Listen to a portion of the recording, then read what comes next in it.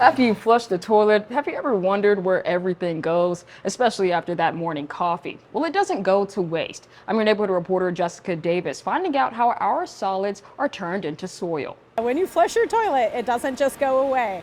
We take it here, and first we want to screen off anything that really doesn't belong. Used water from Boise, Garden City, and Eagle is treated at the West Boise Water Renewal Facility. Here, water is thoroughly treated before it's returned to the Boise River. So solids are separated from the liquids.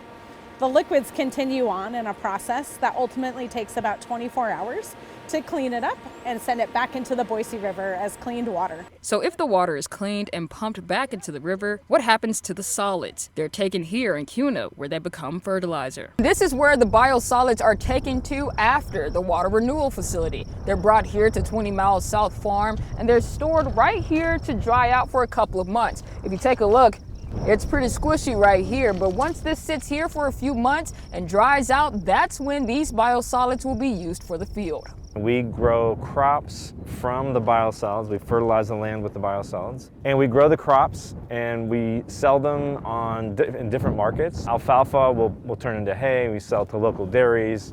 Here we have some wheat that we'll sell and put on the global market. Using biosolids as fertilizer brings in about $3 to $4 million a year for the city of Boise. Most of that money goes right back into programs and infrastructure. Where we have a lot of replacements that need to start happening. Some of our facilities are 75 years old.